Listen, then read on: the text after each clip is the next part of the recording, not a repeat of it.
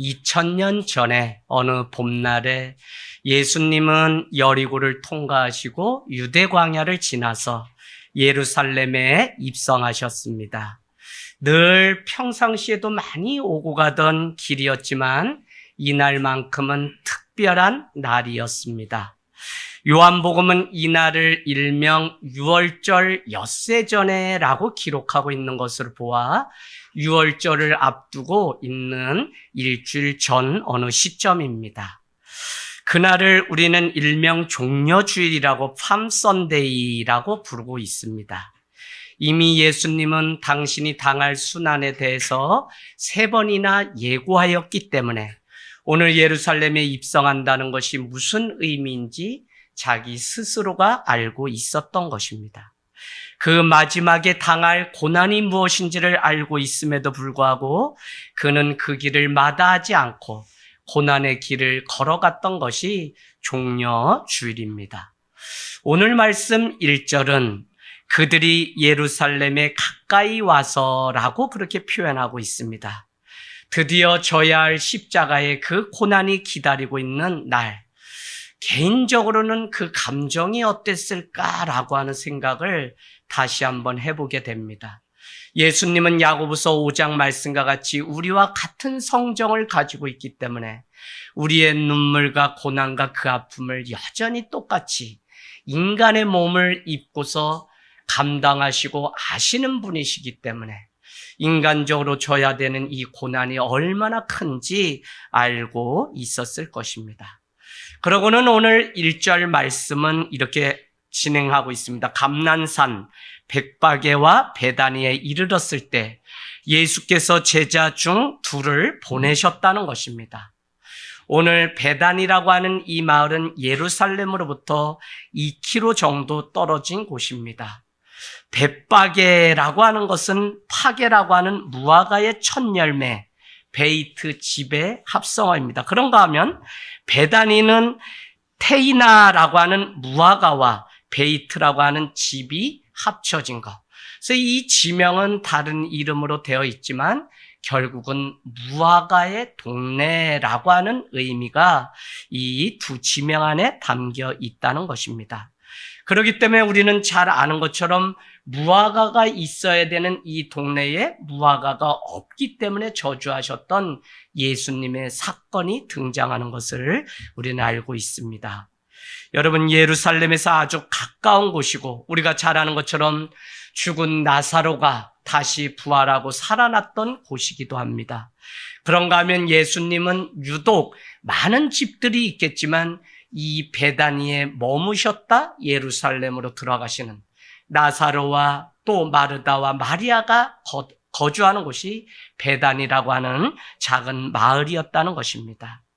오늘 예수님은 그곳에서 가까이 보이는 예루살렘을 향해서 우셨던 것을 우리는 누가복음 22장 39절을 통해서 알 수 있습니다.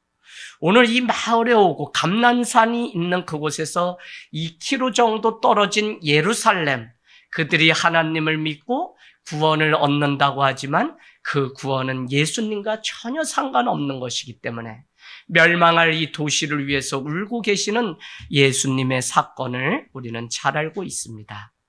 당시 유대인들은 유월절을 지키기 위해서 예루살렘에 다 모입니다.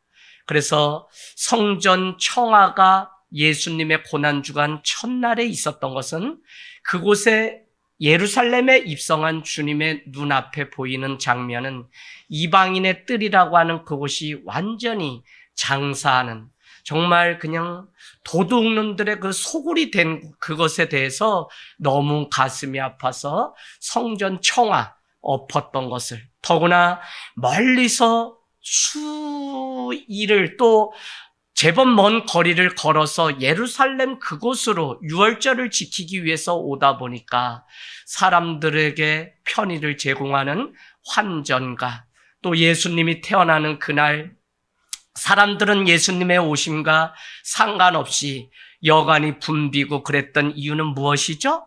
유월절을 지키기 위해서 왔던 사람들 때문에 예수님은 말구유에서 태어나신 것을 우리는 잘 알고 있습니다.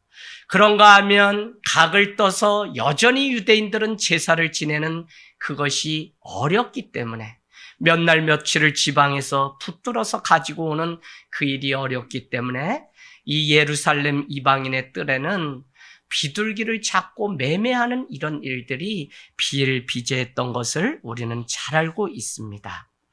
여러분, 이 유월절을 지키기 위해서 예루살렘에 많은 사람들이 모여드는 그때에 오늘 예수님도 어린 나귀 새끼를 타고 입성하게 된 것입니다. 감난산에서 보통 예루살렘으로 가는 길은 내리막길이고 편한 길입니다. 그런데 느닷없이 오늘 예수님은 제자들을 보내서 나귀 새끼를 끌어오라고 부탁하시는 것입니다. 감난산에 이르기까지 그 험악한 오르막길이 있었음에도 불구하고 이제는 편안한 내리막길을 선택해서 가는데 예수님은 느닷없이 나귀 새끼를 데려오라는 것입니다.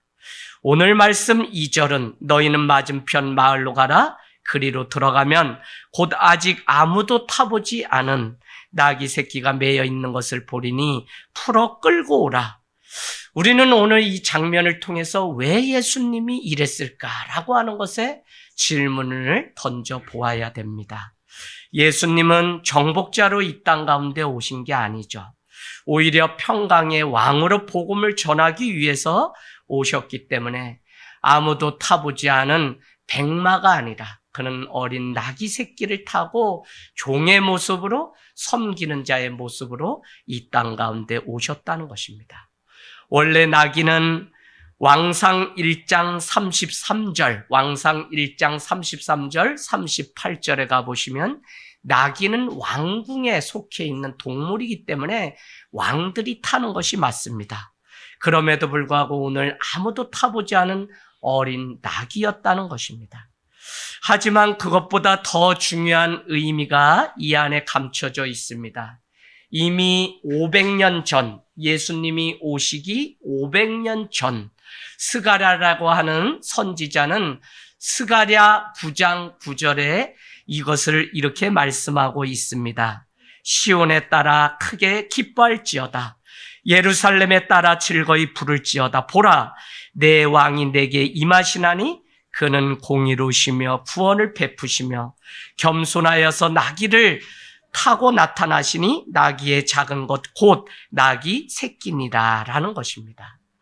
하나님은 스가랴 선지자에게 바벨론 포로로부터 그 백성이 돌아올 것을 말하고 왕이 돌아올 것을 말하고 백성이 돌아올 것을 말하는데 그 왕이 나귀 새끼를 타고 돌아올 것을 9장 9절에 예언해 놓았다는 것입니다. 여러분, 어린 나귀 새끼를 타고 입성하시는 예수님을 한번 상상해 보십시오. 많은 사람들은 구원자로 오실 한 왕을 기다리며 종려나무 가지를 꺾어서 기다리고 있습니다. 왜 오늘 어린 나귀 새끼를 타고 예수님은 입성하셨을까요? 먼 길을 달려왔기 때문에 백마를 타고 그는 이 피곤을 이겨내기 위해서 가도 되는데 오늘 어린 나귀 새끼를 타고 왔다는 것입니다. 가장 중요한 것은 스가랴 9장 9절의 예언의 말씀대로 한 왕이 오실 것인데 어린 나귀 새끼를 타고 오신다는 그 말씀에 응했다는 것입니다. 여러분, 우리는 누구냐면 말씀을 오늘 들으면 그 말씀이 내 삶 가운데 응해지도록, 응답되도록 살아가야 되는 책임이 있어요. 그래서 많은 사람들이 이렇게 믿습니다. 우리 인생의 정답은 이 말씀이라고. 그러나 말씀의 정답은 어디에 있냐면 말씀대로 살아가고 응하는 성도의 삶이 성경이라고 하는 사실이에요. 그래서 오늘 구약 가운데 500년 전에 예언하셨던 그 말씀을 이루기 위해서 예수님은 다른 것 아니라 화려함 버리고 어린 나귀 새끼를 타고 오늘 예루살렘에 입성하셨다는 것입니다. 말씀대로 응하고 말씀의 예언의 말씀을 성취하신 사건이 오늘 이 사건입니다. 예수님은 우리가 잘 아는 것처럼 만왕의 왕입니다. 그러나 그는 정말 검을 차지도 않고 백마를 타지 않고 세상의 왕들처럼 군림하기 위해서 군대를 이끌고 입성한 것도 아니었습니다. 로마가 지배하던 당시에 로마와 싸우기 위해서 예루살렘에 들어온 것이 아닙니다. 오히려 스가랴 12장 10절에 보면 예수님은 찔림을 받으시고 죽임을 당하기 위해서 오늘 예루살렘에 입성하게 된 것입니다. 예수님은 겸손하게 나귀 새끼를 타셨습니다. 물론 요한계시록 19장에 가보세요. 요한계시록 19장 11절, 요한계시록 19장 11절에 예수님이 다시 심판주로 재림의 주로 오실 때는 그는 백마를 타고 오신다고 기록해 놓았습니다. 19장 11절, 또 내가 하늘이 열린 것을 보니 보라 백마와 그것을 탄 자가 있으니 그 이름은 충신과 진실이라 그가 공의로 심판하며 싸우더라 라는 것입니다. 여러분, 백마를 타고 오실 왕은 누구냐면 우리가 앞전에 말씀을 나눌 때 사자로 오셨다고 말씀드렸습니다. 성도는 누구냐면 예수님과 같이 용맹스러운 사자입니다. 그럼에도 불구하고 예수님의 또 한 가지의 속성은 양으로 오셨다고 말씀드렸습니다. 오늘은 양과 같이 나귀 새끼를 타고 입성하시는 예수님의 그 겸손, 낮아지고 낮아져야만 하나님의 구원, 하나님의 나라가 이루어지는 것을 예수님은 알고 있었던 것입니다. 우리는 그러기 때문에 정말 칼을 들어서 그냥 이 시대에 귀를 자르는 사건 앞에서도 그를 책망하셨던 예수님은 무력으로 하나님의 나라를 이루는 것이 아니라 끝까지 낮아지고 죽어짐으로 하나님의 나라를 이뤄갔던 그 십자가의 사건을 알고 있습니다. 3절에서 6절로 한번 가볼까요? 만일 누가 너에게 왜 이렇게 하느냐 묻거든 주가 쓰시겠다 하라. 그러면 즉시 이리로 보내리라 하시니 제자들이 가서 본즉 나귀 새끼가 문 앞 거리에 매여 있는지라. 그것을 푸니 거기 서 있는 사람 중 어떤 이들이 이르되 나귀 새끼를 풀어 무엇 하려느냐 하매 제자들이 예수께서 이르신 대로 말하는데 이에 허락하였다는 것입니다. 여러분, 저는 오늘 하나님의 섭리가 이 안에 있다는 것을 발견하게 됩니다. 나귀 주인은 자신의 나귀가 오늘 하나님의 일들을 위해서 쓰임받을 신적 용도로 주께서 쓰시고자 한다고 하는 사실을 알고 있었습니다. 두 남자가 다가와서 나귀를 가져가려고 할 때 무엇 하려느냐라고 물었을 때 주가 쓰시겠다라는 것입니다. 오늘 모든 일의 그냥 핵심은 주입니다. 주. 하나님이 하셨고 하나님이 쓰시고 하나님이 이루실 일에 오늘 순종하며 걸어가고 있는 모습들을 우리는 볼 수 있습니다. 신비한 방식이고 우리의 생각으로는 이 구속사적 행보가 이루어질 수 없음에도 불구하고 오늘 이름을 알 수 없는 한 인간을 통해 하나님의 그 일들이 어린 나귀 새끼를 자기의 것이라고 주장하지 않고 내어주는 모습을 통해 하나님의 나라가 이루어지고 있습니다. 저는 오늘 이 종려주일의 이 사건을 우리가 어린 나귀를 탔다고 하는 이 사건을 마음 깊은 곳에 교회와 성도들이 깨닫게 되고 특별히 이 시대를 이끌어가야 될 주의 종들이 바로 이 사실의 진리를 깨닫게 된다면 여전히 우리는 내 것은 없고 내 것이라고 주장할 것이 없고 오히려 주님 나라를 위해서 다 내어줄 수 있는 그 일을 통해서 하나님은 오고 계시고 우리는 그분의 구원을 향해 걸어가고 있는 줄로 믿습니다. 여러분, 하늘 땅 교회와 여러분 자신도 하나님이 당신의 뜻을 위해서 에클레시아, 세상으로부터 하나님의 백성을 이렇게 옮겨 놓으셨다. 더 정확한 표현은 이곳에 심어 놓으셨다고 그 교회의 의미를 설명했습니다. 어떻게 많은 교회 중에 이곳에 왔는지 알 수 없습니다. 그러나 오늘 어린 나귀 새끼를 주님이 쓰셨던 것처럼 하나님이 우리를 이곳에 심으셔서 순종하는 자를 통해서 구원의 역사를 펼쳐가고 계심에 얼마나 감사한지 모릅니다. 제가 군대를 이렇게 다녀왔어요. 동네가 생기고 세 번째 현역 군인으로 다녀왔습니다. 그 전까지는 중학교 이상 나온 형님들이 없기 때문에 강원도 횡성군 안흥면 그곳에는 그냥 다 동네 지서, 오늘로 말하면 파출소를 지키는 방이었어요. 방이 특공대라는 거 있죠? 그래서 그분들이 무서워요. 그분들이 군대를 좀 가면 좋은데 제 청년 시절에는 그분들이 다 방위로 빠져가지고 예배 시간에 많이 집중 안 하고 존다. 그러면 예배 끝나고 뒤에 창고로 오라 그러면 군대처럼 뭐 그냥 아파카트 뭐 배 맞고 막 그러면서 정신을 하나님 때문에 교회를 나온 게 아니라 빠지면 형들이 쫓아와서 때리기 때문에 그래서 우리 신앙을 여기까지 유지하던 때입니다. 군대를 그렇게 막 가는데 어머니가 마을 생기고 현역으로 3번째 간다고 얼마나 큰 잔치를 하시고 좋아하셨는지 모릅니다.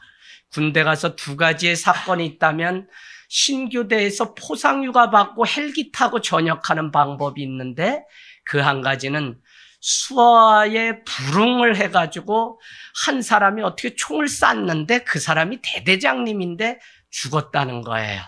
그럼에도 불구하고 그는 자기의 임무를 충실히 했기 때문에 포상휴가를 받고 전역을 했다는 이야기를 하나 듣고, 한 번은 또 군단장 헬기가 지나가는데 밖에서 그냥 어디 연병장에서 그랬는지 그 헬기를 향해서 보이지 않을 때까지 경례를 했더니 우스갯소리지만 포상휴가증 100장이 떨어졌다. 이런 유언비어 같은 이야기를 듣고 이제 자대를 갔습니다. 어느 날 위병 근무를 갔는데 위병 근무하면 밤에는 저기 강원도 이제 철책이기 때문에 뭐를 하냐면 수화를 늘 합니다. 손들어 움직이면 쏜다 그러면서 비둘기 이렇게 얘기하면 상대방이 뭐라고 하면 서울, 평양 막 이런 게 나와요. 그러니까 여러분 문답이 지금 뭐 말이 맞아야 돼. 서울하고 비둘기는 상관이 없잖아요. 근데 전 육군, 육해공 다 그날 이 하나의 수화를 가지고 움직입니다. 그래서 이것이 맞지 않고 틀린 것이 나오면 총 맞아 죽을 수 있기 때문에 아침이나 점호 시간에 반드시 알려주면 종일 어디에다. 그래서 어디 나가도 누가 이걸 알려달라고 해도 알려주면 영창 가요. 그래서 잘 지켜야 되는데 오늘 예수님이 주고받은 것이 바로 이 수화 같은 장면입니다. 나귀 새끼를 데려가는데 무엇에 쓰려고 하느냐? 주가 쓰시겠다 하라. 그냥 뭐 아무 뜬금없이 그냥 나귀 새끼만 잘 키워서 팔아서 그냥 아들 대학 보내고 출세하려고 했는데 가져가는 거예요. 여러분 그럼에도 불구하고 상식과 합리적이지 않고 이치에 맞지 않지만 오늘 이 사건은 예루살렘에 입성하시는 예수님, 자기의 것이라고 주장하지 않는 나귀의 이 주인, 그 다음에 끌려가는 나귀, 그 다음에 가서 무조건 가져오라고 말할 때 순종하는 이 두 제자, 하나님의 나라는 순종을 통해서 이루어지는 것입니다. 그래서 오늘 순종으로 걸어가는 십자가의 길, 예수님은 하나님의 나라를 이루어가는 방식이 처음부터 끝까지 순종함으로 이루어갔어요. 이것은 시대가 좋아지고 그냥 물질 만능과 과학 만능으로 다 이루어지는 시대라고 해도 하나님의 나라는 순종을 통해서 이루어지는 것이지 그냥 이루어지지 않는다는 사실입니다. 여러분을 통해서 하나님은 오늘 정말 순종의 제사를 원하시고 순종이 하늘 땅 교회에 가득하기를 오늘 원하고 있는 것입니다. 십자가를 팽개치고 적당히 살아가는 그 순종은 자기 생각과 감정에 따라 하는 것일 뿐 구원과는 무관할 수 있습니다. 감난산에서 예수님은 울 수밖에 없었습니다. 오늘 주님께서 쓰시겠다고 말할 때 자신의 나귀를 선뜻 내어준 이름 모를 이 한 사람과 달리 예루살렘은 유대인들이 다시 오실 그 메시아를 기다리긴 하나 예수가 아니라 다른 것을 기다리고 있기 때문에 예수님은 그들을 향해서 울고 있었습니다. 저는 여러분께 이렇게 늘 말씀드립니다. 신앙의 최고의 영성은 자유의 영성이다라고 말씀드립니다. 진리가 우리를 자유케 하고 우리가 신앙생활을 하면 결과는 자유함을 누리는 것입니다. 그래서 우리 이 기독교의 참된 영성이라고 하는 것은 무엇을 추구하는 게 아니에요. 여러분 잘 아셔야 돼요. 동양적인 비나이다의 이 기복적인 신앙은 자꾸 뭘 추구하려고 그래요. 그러나 그것이 아니라 하나님이 우리에게 주신 은혜를 발견하고 누리는데 우리는 자유함이 있습니다.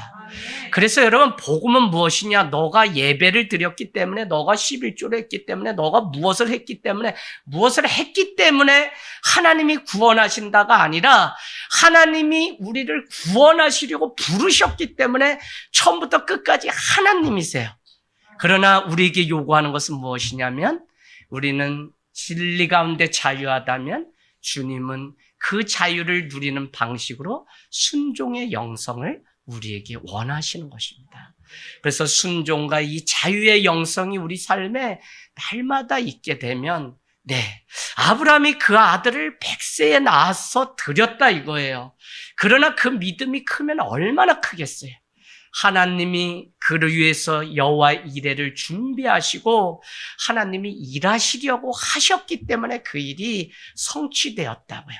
그래서 여러분 우리에게는 아무 의나 나로부터 시작하는 섬김은 참된 섬김일 수 없습니다. 너무 많은 에너지를 소비해요. 왜요? 나의 감정을 다스리고 뭘 해야 되기 때문에.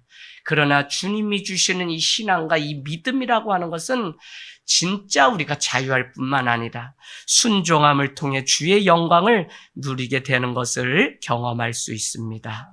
여러분, 나 한 사람의 순종이 자녀들에게, 또 한 사람의 리더의 순종이 공동체에게 변함없이 주의 뜻을 걸어가게 합니다.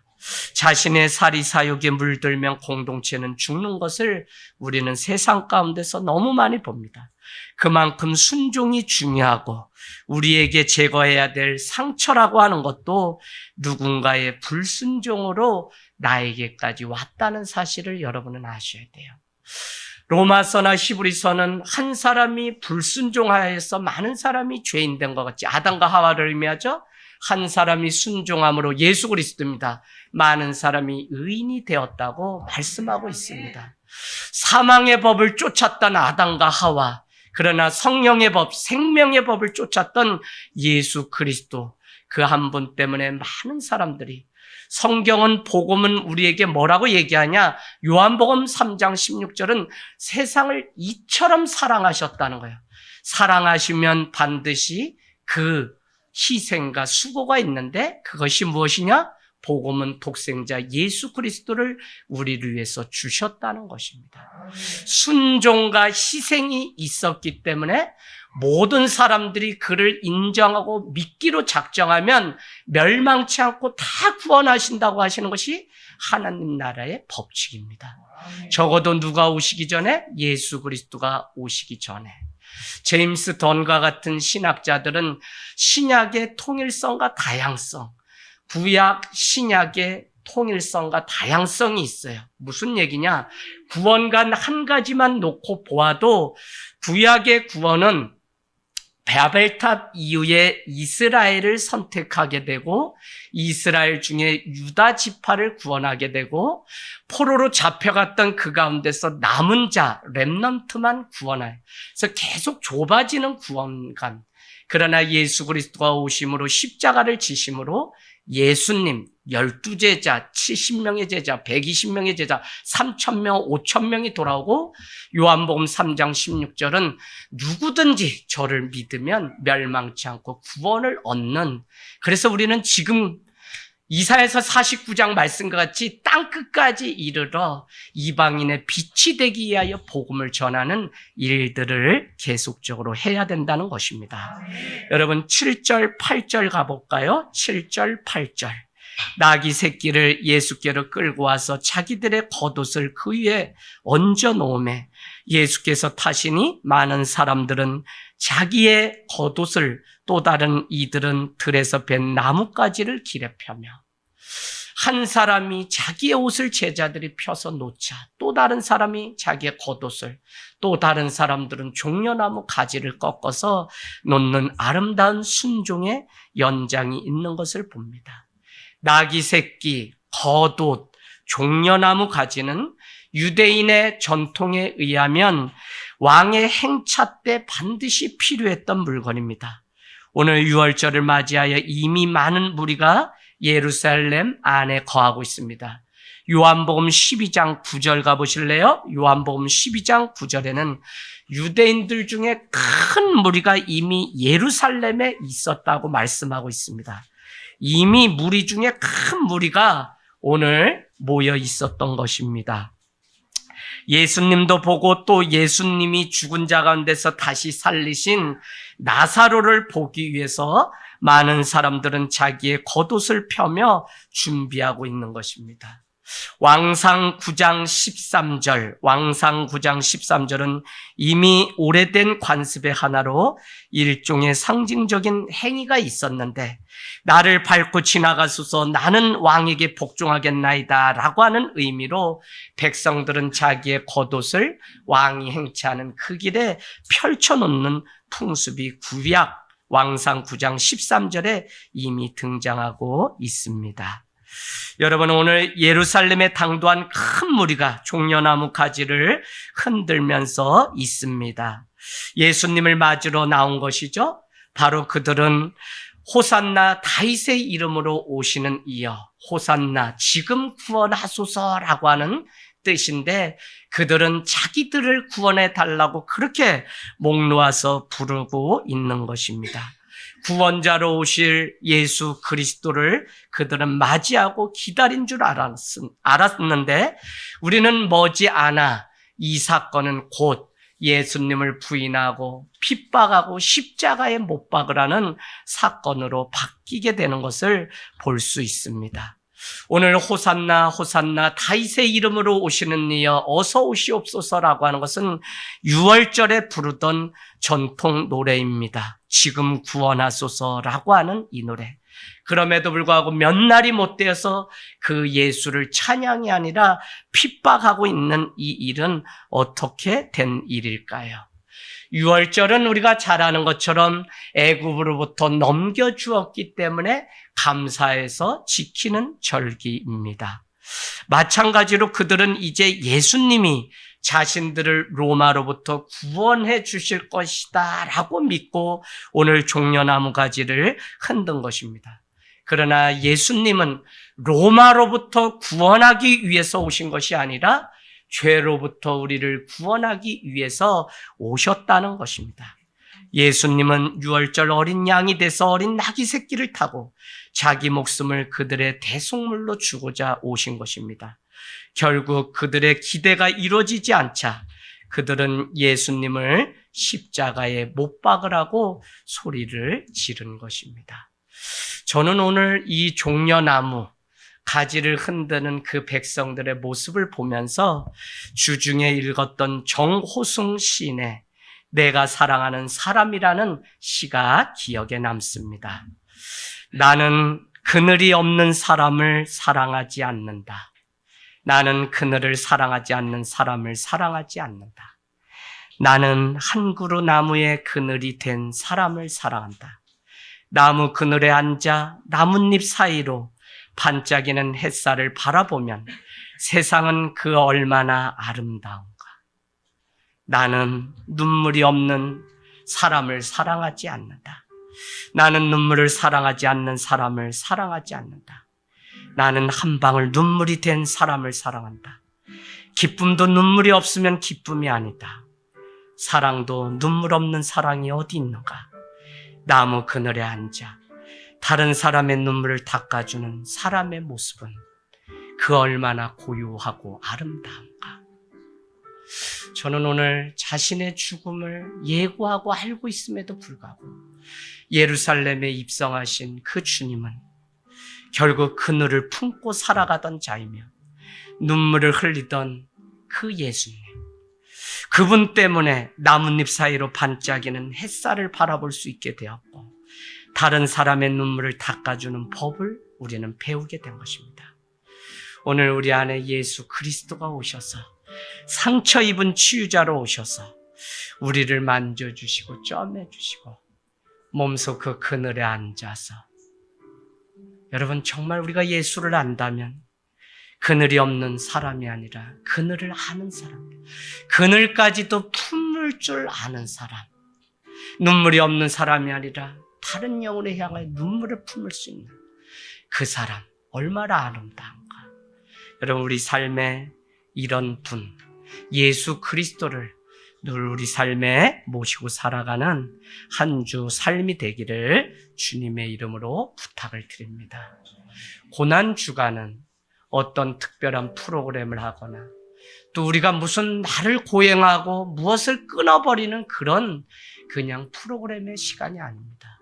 예수 그리스도께서 왜 어린 나귀 새끼를 타고 죽으셔야 됐는지 십자가의 그 의미를 생각하는 주간입니다.